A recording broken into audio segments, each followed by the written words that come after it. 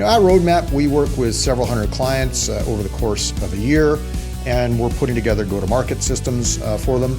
But we see consistent themes when we work with clients of what they're struggling with. And I thought, so to act as perhaps a mirror for our listeners that can then be turned into a map, we'd share these top 10 themes that we see our clients and the marketplace struggling with.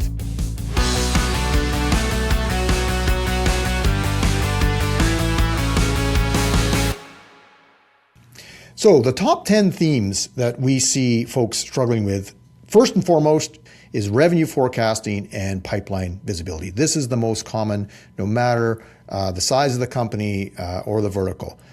Companies can't predict whether they're going to hit their quarterly targets. Leadership feels like they're flying blind. They don't know what's actually going to occur by the end of the quarter. They're making decisions based off of gut rather than data. And, we see examples of folks when we first start working with them that are missing quarterly quotas by 10, 20%, or sometimes exceeding. They get what they get and they don't get upset because they don't know why. So to resolve that, what we also see happening is they start to put in metrics. They start to put in scorecards, and they review leading and lagging indicators. They get a mathematical model, top-down models in place. Here's what our annual goals are. Here's what our actual reoccurring book of business is. Here's the gap that we have. Here's how many accounts we need to add in. Here's how many accounts we need to expand. They put all that stuff in there and they break it down into weekly activities that then get recorded into a scorecard, and then they have a CRM with a pipeline so they can see the visibility of what's occurring.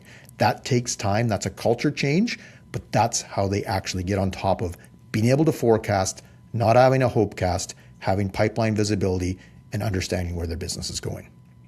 The second theme that we see most common that they're struggling with is CRM adaptation and data hygiene. So the struggle is that they've got a team, they've put a CRM in place, they've got a platform, the data's scattered, they've got it still in multiple places. It might be in, Excel, their financial system, whether it's Business Central or QuickBooks. They have stuff in Outlook or Gmail. They might have stuff in G Drive or SharePoint. It's all over the place. And they're just, even though they have a CRM, it's non-functional. So how are we seeing this getting solved for? The resolution? Well, you start at the beginning of understanding what the functional requirements are, the basics that you need out of your CRM. You have training and support that gets put in place ongoing. You get a champion that tends to be somebody that's younger and tech savvy to help lead the charge and support all the rest of the revenue team. And you marry this to a weekly pipeline inspection, so they have to get results. They have to get paid if it's not in the CRM. So when you tie compensation to what goes into the CRM, results tend to happen. And also, you have to make your CRM such a tool that it makes your reps' lives easier. And that's what we see that they're doing to resolve it. The third most common thing we see is marketing and sales misalignment. In fact, this is widespread. It's almost universal, but it's not the pain point that generally brings us to work with folks. But marketing sales, they operate as silos, and marketing can't prove ROI. They get treated as a cost center. Sales blames marketing for bad leads. Marketing blames sales for poor follow-ups. And it's rather interesting. They don't tend to know where most of their new revenue opportunities are generated from, and there's not really pipeline visibility. And so when these are working in isolation as opposed to as one revenue team, you get this kind of stuff happening. So the resolution, of course, is to make them one team, to create a unified revenue team with a shared scorecard that they're seeing all the stuff together driving towards a similar results. Get sales and marketing in joint weekly or bi-weekly meetings, whatever the cadence needs to be, so they're actually operating as one team, and have full attribution tracking and explain, to sales what they need to do so that marketing can see if this lead was any good, and then they can feed off that, get a virtuous cycle to actually try to get better leads to sales, right? And then, of course, you got to hold marketing accountable to pipeline creation, not just lead volume. And so when everybody's lined up along the same scorecard and you're all part of the same team, that misalignment starts to disappear quite rapidly. The next thing we see, which is somewhat shocking to me, but we see that people fully don't understand their customers. So or even worse, they have unidentified ideal customer profile, which this is a foundational gap. You have to understand who your customer is, deeply understand who they are in order to be able to have a viable, scalable go-to-market. So they can't articulate, the struggle we see is they can't articulate who they should sell to. Sales reps will chase anybody with a pulse. Marketing wastes budget on broad, untargeted campaigns. It's taking a shotgun approach to sales and marketing. So the resolution is to really, really dial in and understand who your actual ideal client profile is. Now, here's the thing. If you've got a P&L, you actually have customer data. You can then tier your top customers and see who it is that is your biggest and best and most profitable customers. And that, by default, will start to become your ideal customer profile unless you're making some strategic shift and changing the business. But start there. Tier your customers, understand who your strategic accounts are, who your growth accounts are, and then who your transactional accounts are. And don't be focused on the transactional accounts. So you can use this historical data to help you identify who those are, and then go out and have conversations and really deeply understand your customers. We see that theme over and over again on this podcast about people to understand their customers. All they do is they get boots on the ground, they have conversations, they document it, they share it, and they all align around it. The next thing we see is that we've got a system in place, we're getting leads coming in, but it's getting stalled and it's not moving through the pipeline. And so really what it comes down to is lead management and follow-up. The struggle is leads come in, but they're not followed up as fast as they should, or consistently. So people, after one or two touches stop. And, it can take up to 12 touches sometimes to get somebody to the table. So, we have companies that have generated 20 to 50 qualified leads per week, and yet they're not advancing enough in the pipeline. The conversion rate is just terribly low. So what it really comes down to is process. So the resolution is, first and foremost, get your leads into a CRM so that it can have tasks assigned. You can see how fast it is that they're actually contacted. You can create automation and reminders and nurture sequences, track the full funnel of leads to contacted to qualified to meetings to deals to being signed on customers, dedicate resources to actually chasing down these leads for consistent outreach and management, and then start to record what's going on. Get some game tape going on. And then as a team, go through that game tape and get better. Learn, listen, and get better as a team as to how you actually assess and manage your leads. We'll get back to the show in just a minute, but first I wanted to share with you an exciting resource that we have available on our site in the resource sections, the 2025 Benchmark Report. We did research throughout all of 2025 to reveal where B2B companies are strong, where critical gaps exist across their strategy, their metrics, their sales process, technology, customer retention, all the things. And it also helps leaders decide what they can do next to improve their performance. They can use the report to assess where their systems might be falling short, where they're meeting or exceeding benchmarks, and then critically decide where to focus before investing further in their growth. Download the report today. Go to our website, roadmapagency.com/resources. And now let's get back to the show. The sixth one that we have popping up, because what's old is new again, is trade shows. A lot of folks in the manufacturing B2B space or B2B businesses, they go to trade shows, but they're like, we don't know what really happens at those trade shows. So the struggle is you've got companies that are spending six figures annually on trade shows, and they haven't been attributing any kind of leads or ROI to this. So first and foremost, the resolution is, build a budget and actually really understand what your costs are, and then try to figure out the efficiency of that motion of going to trade shows. You have to track the quotes. You have to track the accounts that have been talked to, the customer touches.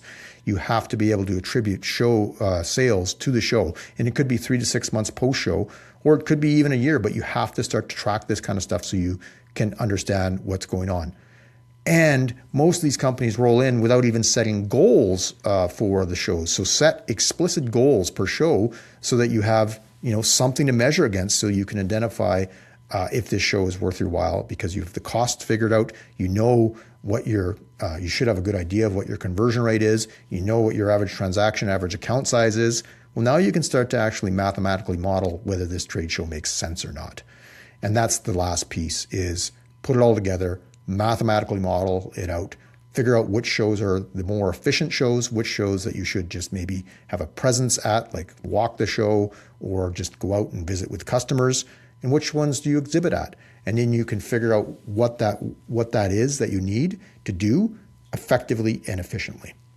The seventh trend we see is the lack of management that goes towards your reoccurring book of business and the expansion opportunities that come with your reoccurring book of business. So the struggle is that there isn't plans for this. There isn't expansion plans.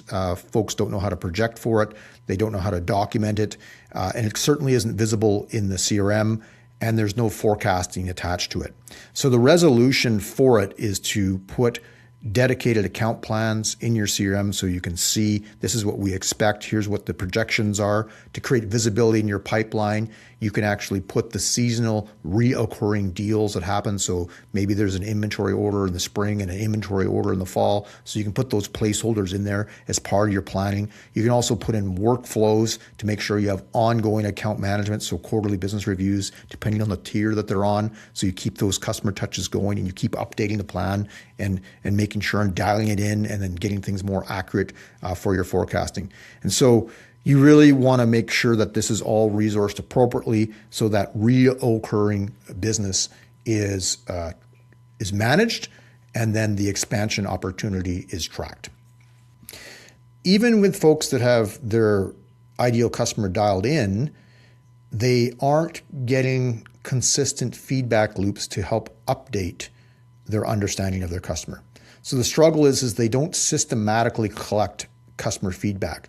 So there's no process for voice of the customer. There's no voice of the customer program.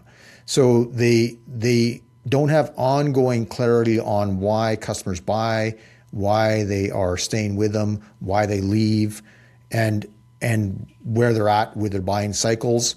So that voice of the customer program just isn't present. So the resolution is simply to launch a voice of the customer program.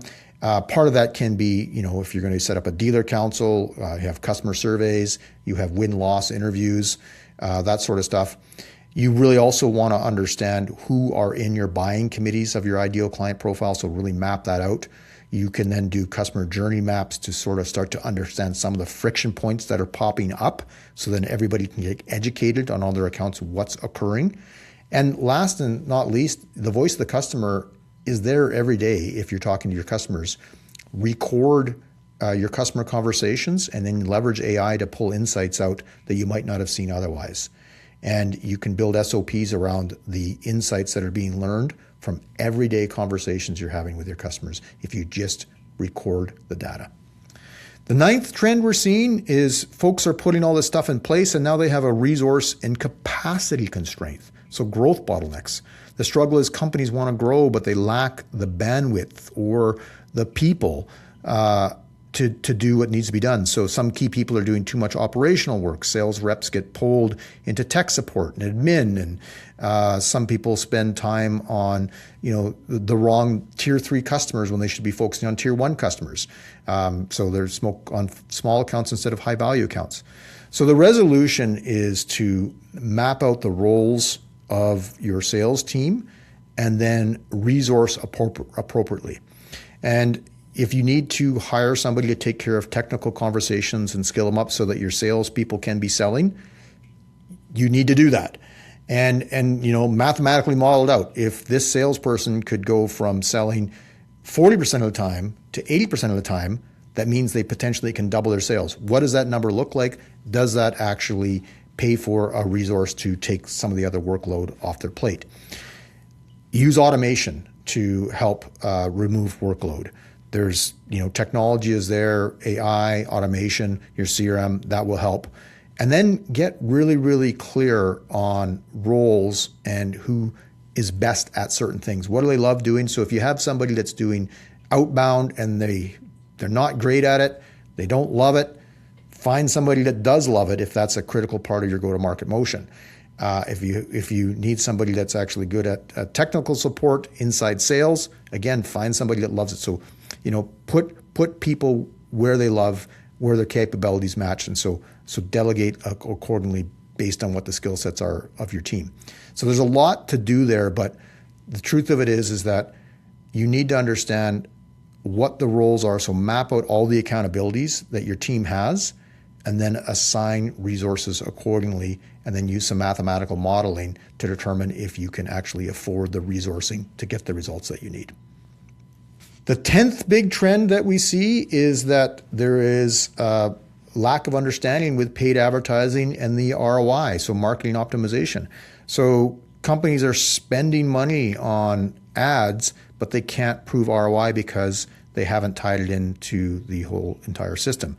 They have potentially low conversion rates because they've got too broad of targeting because they don't know who your ICP is, or they have weak follow-up, so they're not converting them. There's a number of issues that could be happening with paid advertising performance. So the resolution is obviously start with tightening up your audience, getting it dialed into your ICP, A/B testing your creative, that sort of stuff. So you have market message fit, making sure that your spend is spent not on broad awareness, but on high intent channels. And then also understand where your customers might be in the funnel and apply different conversion rates and different types of ads to where they are in the funnel, and tie it all together. You might be having, as we said already, you might be having low conversion rate, or your leads aren't giving you ROI because sales follow-up isn't where it needs to be. So this whole cycle of building a revenue team all comes together. So really, the paid advertising performance is a symptom of other things that aren't in place. Lack of customer understanding, marketing and sales not working as a revenue team, sales follow-up not being where it needs to be, that sort of stuff. So get that other stuff taken care of, and this trend takes care of itself. So overall, what we see is, to sort of fix the system, we see a lot of EOS, the entrepreneurial operating system, coming into play. Revenue teams deploying an L10 weekly meetings so that they have their scorecards and tied to performance rocks. CRMs being put in place. HubSpot is a leader that gets put in place a lot. Revenue operations occurring because of the unified sales and marketing team working together, and then understanding of the mathematical modeling, understanding your cost of growth so that you can justify resourcing additional sales team members or revenue team members to bring in and manage what it is that you need to do to grow. And then having plans and account-based strategies and sales process organization. So these are the common solutions that we see across the board being deployed that sort of take care of these 10 themes. And last but not least, there is ongoing and lots of automation that is happening, supported by AI. All right, well, that was a bit of a behind-the-scenes sneak peek at how we operationalize the Revenue Factory. So if you've liked what you heard, go to roadmapagency.com and download our Revenue Factory Toolkit, in which you receive the mathematical models and framework for building your go-to-market system. Also, subscribe to the show wherever you get your podcasts, with new episodes dropping the first and third Wednesday of every month. I'm Steve Whittington. Thanks for listening. Keep building your Revenue Factory one brick at a time.